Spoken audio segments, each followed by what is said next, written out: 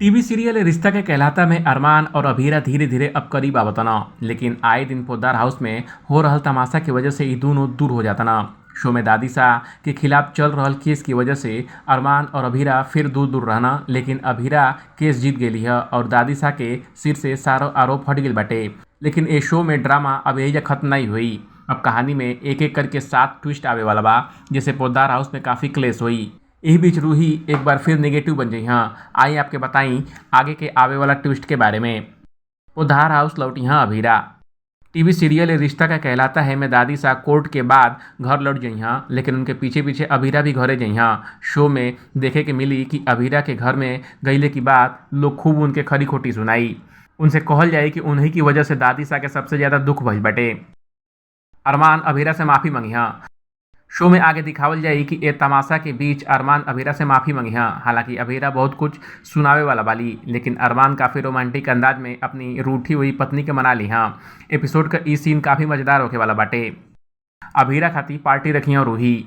इस सब के बीच शो में रूही का एगो अलग रूप देखे के मिली। रूही चाहतली कि अभीरा के दादी माफ़ कर दें और यही वजह से अब रूही पोद्दार हाउस में एगो पार्टी का अरेंजमेंट कैले वाली। ये पार्टी में दादी शाह तमाशा करे वाला वाली।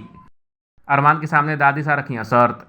सीरियल में एगो भयंकर ट्विस्ट आई। रूही बेशक सब कुछ ठीक करे खातिर पार्टी रखले वाली, लेकिन दादी शाह का रौद्र रूप ए पार्टी में देखे के मिली। दादी शाह अभीरा के माफ नहीं करी हाँ। यही वजह से अभीरा घर से बाहर निकलने का फैसला ली हाँ। इतना ही नहीं, वो अरमान के बोली हाँ कि तू भी पोद्दार हाउस छोड़ सकेला। अरमान के भड़का यहाँ रूही। शो में दादी शाह अरमान के बोली हाँ कि अगर उनके अभीरा का साथ देवे के बाद तो घर से जा सके ना। तबे रूही का निगेटिव रूप बाहर आई। प्रोमो के मुताबिक रूही अरमान के भड़कावत नजर आई हाँ और रूही अरमान के सलाह दी हाँ कि अभीरा जब से घर में आई बड़ी तब से कुछ न कुछ परेशानी होता, तू अभीरा का साथ छोड़ दो, सब कुछ ठीक हो जाई।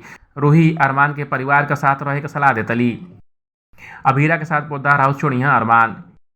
एगो मीडिया रिपोर्ट के मुताबिक अरमान ए बार अभीरा के साथ दी हाँ। ए बार अरमान अपने परिवार से दूर भइले का फैसला ले ली हाँ। ऊ अभीरा के साथ पोद्दार हाउस छोड़ी हाँ। ऐसे में अब पोद्दार हाउस में नया तांडव हुई। दादी शाह के मनैया विद्या। हालांकि एगो मीडिया रिपोर्ट में कुछ अलगे कहल गई बा। दावा कल जाता कि विद्या अपने बेटा अरमान पोद्दार के घर में रखे खातिर कावेरी पोद्दार के मनैया। ऊ अभीरा के एगोरी मौका देवे के कहिया। अब देखल जा कि ये सीरियल में का और ट्विस्ट आवे वाला बाटे। ये स्टोरी पर आपका का कहे बा कमेंट कर हमके जरूर बताई। बाकी अपडेट के लिए देखत रही ABV भोजपुरिया।